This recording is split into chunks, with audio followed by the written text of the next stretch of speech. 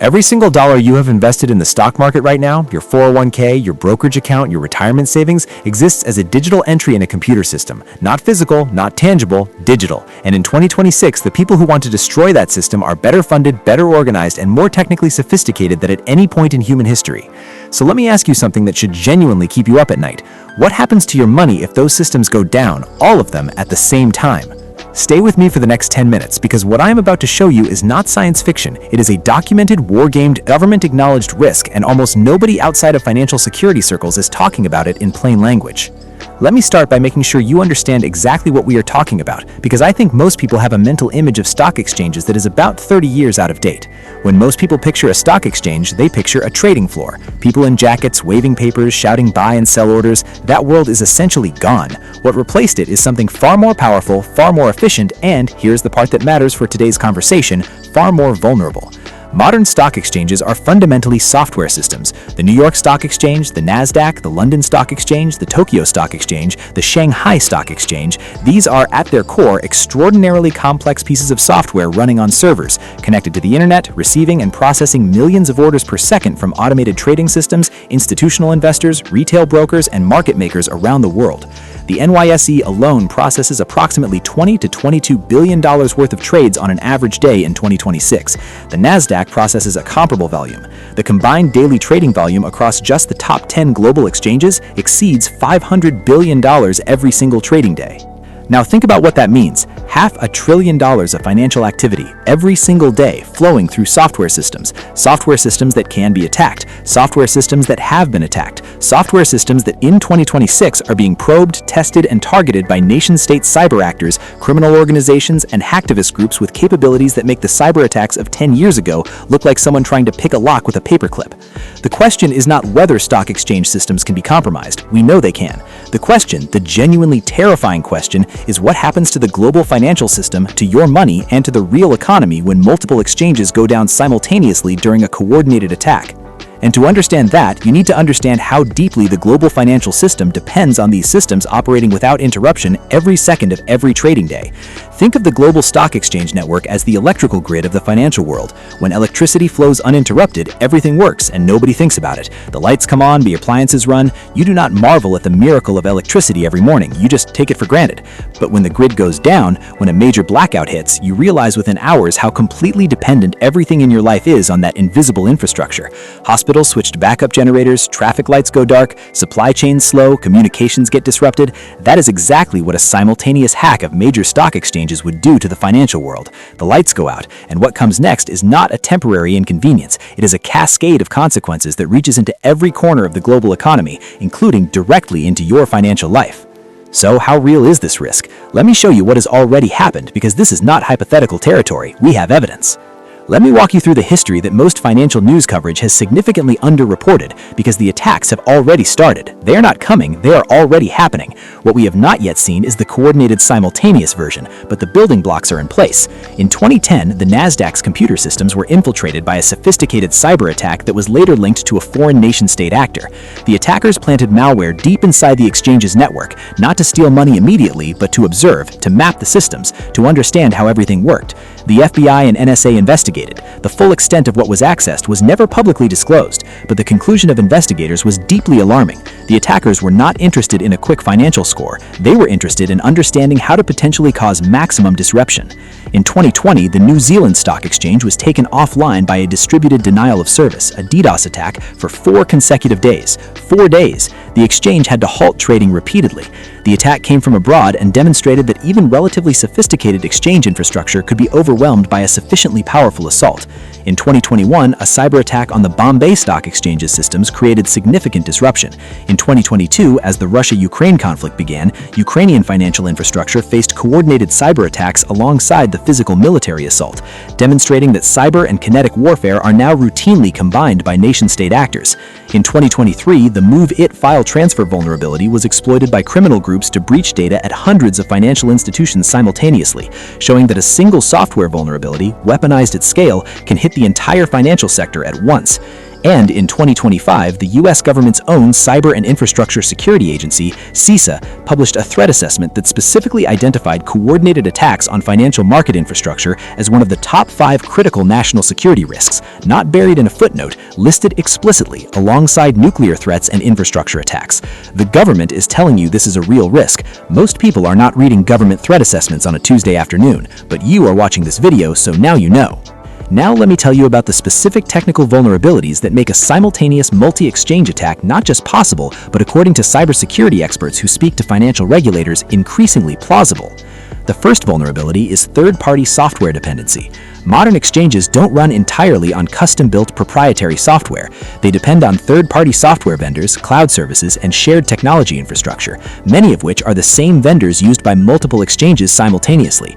If a critical shared vendor is compromised, think of the SolarWinds attack in 2020, where a single software update was weaponized to breach dozens of major organizations simultaneously, the attacker gains a foothold in multiple exchange systems through a single point of entry. This is not theoretical. The SolarWinds breach affected the Treasury, the Department of Defense, and thousands of other organizations through one compromised software update. The same mechanism applied to financial exchange infrastructure could produce simultaneous compromise across multiple systems. The second vulnerability is interconnectedness itself. Exchanges are not isolated systems. They are deeply connected to clearinghouses, to broker-dealers, to custodian banks, to payment systems, to prime brokers. The DTCC processes the settlement of essentially all U.S. securities transactions, handling approximately $2.5 quadrillion in securities transactions annually. 2.5 quadrillion, that's not a typo. The DTCC is effectively the back office of the entire U.S. financial market. It is one system, and while it has extraordinary security, its centrality makes it an extraordinarily high-value target. The third vulnerability is speed. Modern exchange systems are designed for speed above almost everything else. High-frequency trading firms spend hundreds of millions of dollars to shave microseconds off their order execution times. That obsession with speed creates architectural tensions with security, because the most secure systems are often not the fastest systems. In the relentless push for competitive speed, security trade-offs have been made across the industry. Now let me show you what the actual day-by-day reality of a coordinated, simultaneous exchange hack looks like, not as an abstract cybersecurity problem, but as a financial and economic event that reaches into your life with concrete, personal consequences. Hour 1. The attack begins. At a coordinated moment, almost certainly chosen to maximize disruption, perhaps 30 minutes after a major market open when volume and system load are highest, multiple exchanges simultaneously experience system failures. Trading is halted.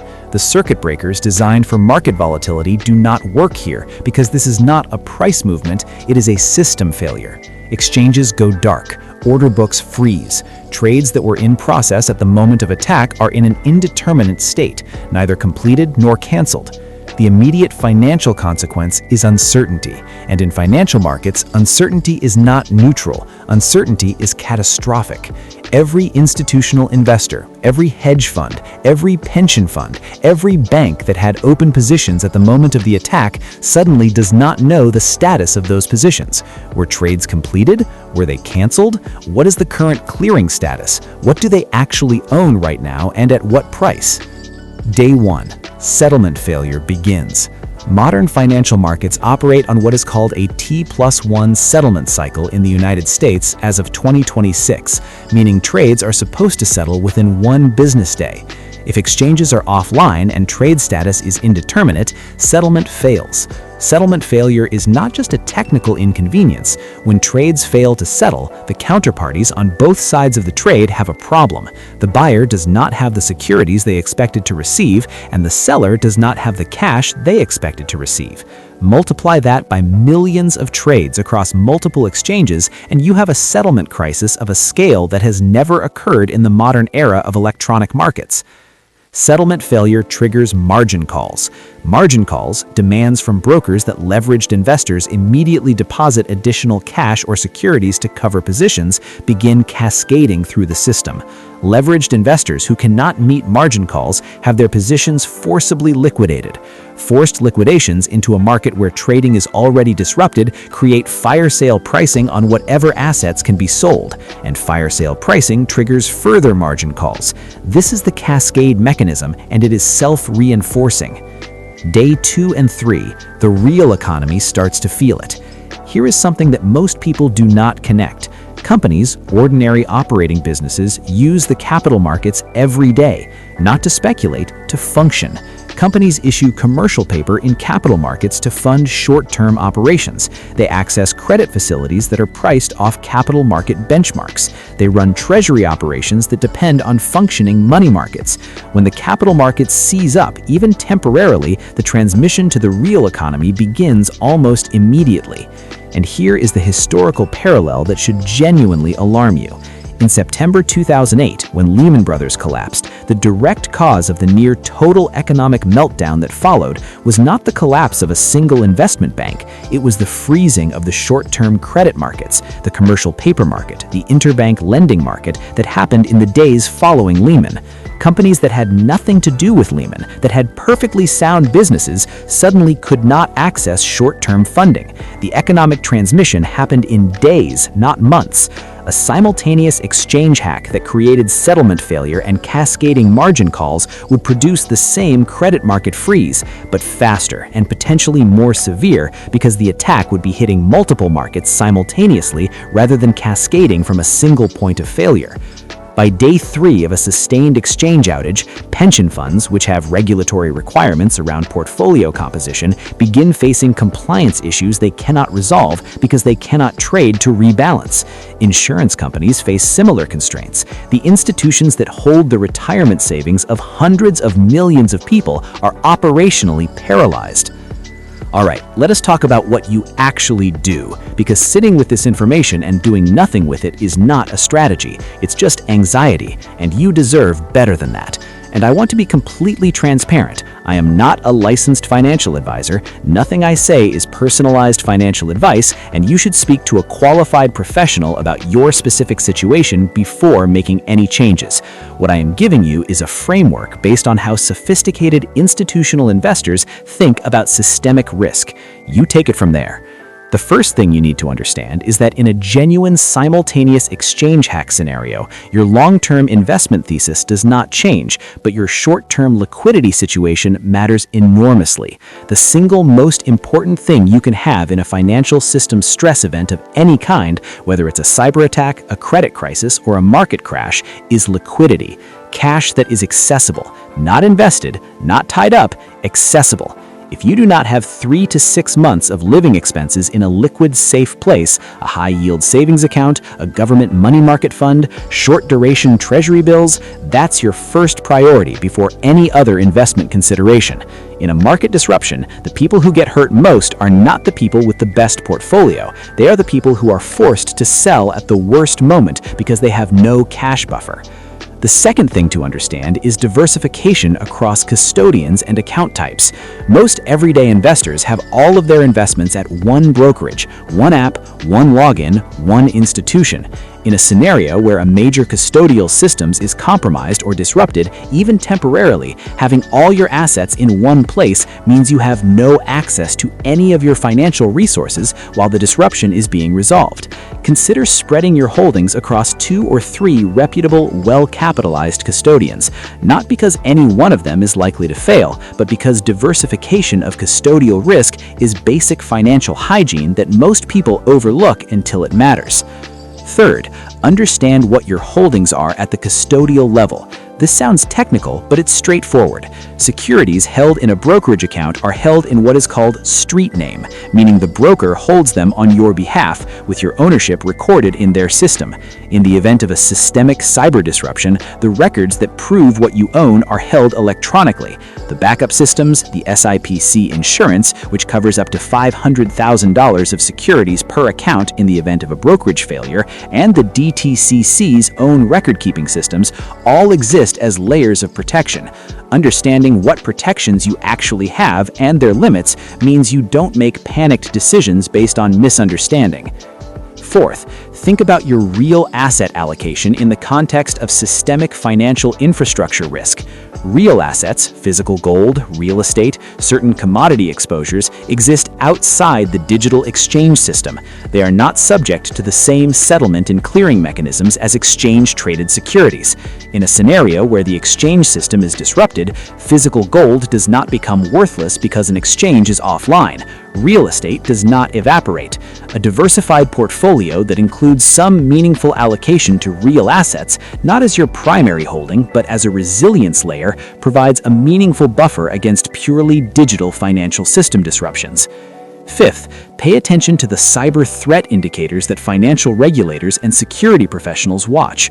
The Financial Systemic Analysis and Resilience Center, or FSARC, and CISA both publish threat bulletins when financial infrastructure cyber threat levels are elevated. These are public documents. Following them does not require security clearance. When threat levels are elevated, it's a reasonable time to ensure your liquidity buffers are topped up, your diversification is in order, and your understanding of your protections is current. You don't need to become a cybersecurity expert. You need to know where the early warning signals are and how to read them at a basic level. Let me give you the bigger picture here, because I think it is important that you leave this video with perspective as well as urgency. Financial regulators are not unaware of this risk. The SEC, the CFTC, the Federal Reserve, and their international equivalents have been running coordinated cyber resilience exercises called Hamilton exercises, specifically designed to test the financial system's ability to withstand and recover from coordinated cyber attacks. These exercises have been running since 2015. They have become increasingly sophisticated. The lessons from each exercise drive investment in resilience, backup systems, air-gapped data backups, alternative trading platforms, accelerated recovery protocols. In 2023, the SEC passed new rules requiring publicly traded companies to disclose material cybersecurity incidents within 4 business days, creating faster transparency in the system about when breaches occur. In 2025, the major U.S. exchanges completed a round of significant infrastructure upgrades specifically targeting resilience against DDoS attacks and third-party software vulnerabilities. The system is not standing still. But here's the honest truth. The attackers are not standing still either. The nation-state cyber actors that CISA and NSA identify as the primary threat to financial infrastructure, and the public attribution points clearly at state-sponsored groups, have resources, patience, and strategic sophistication that match or exceed the defenses being built. This is not a problem that gets solved, it is a problem that gets managed, and the gap between the sophistication of the attack and the sophistication of the defense is not always comfortable. The most important thing to understand about this risk in 2026 is that it sits at the intersection of 2 of the most significant structural features of our time: the complete digitization of the financial system and the acceleration of nation-state cyber conflict. Both of those trends are intensifying, not moderating, and that means the risk we have discussed today is not going to diminish on its own. What diminishes it is preparation, yours personally, and the collective investment in resilience that regulators, exchanges, and the private sector are making every year. Both matter, both are happening, but only one of them is in your direct control. Here's what I want you to walk away with. The global stock exchange system is the most sophisticated financial infrastructure ever built. It is also, like all software systems, fundamentally vulnerable to attack. A coordinated, simultaneous hack of multiple major exchanges would trigger a cascade of settlement failures, margin calls, credit market freezes, and real economy disruptions that would reach into your savings, your retirement account, and your job within days. This is not science fiction. It is a documented, war-gamed, government-acknowledged risk that is growing more relevant every year. The response is not panic. The response is preparation. Liquidity buffers, custodial diversification, real asset allocation, understanding your actual protections, and staying informed about the threat landscape. You have now done more of that preparation than the vast majority of people who have money in markets right now. Do something with it. Drop a comment below. Did you know this risk existed before today? Have you ever thought about what happens to your investments if the exchange systems go down? I want to hear from you. I read every comment, and your questions directly shape what I cover next. If this video opened your eyes to something you had not considered, hit that like button. One click genuinely helps this reach more people who need to hear it. And if you're not subscribed yet, this channel exists to give everyday investors the kind of financial intelligence briefings that used to only be available to institutions. Subscribe, turn on notifications, share this with one person who has money invested and has never thought about cyber risk. You know somebody who should see this. Next up, we are going deep on what happens when the Federal Reserve loses credibility. Not loses power, loses credibility. That distinction is everything, and that video is going to change how you think about central banks forever. I'll see you there. Subscribe to Investify. More financial videos, real insights, zero fluff. Let's build wealth together.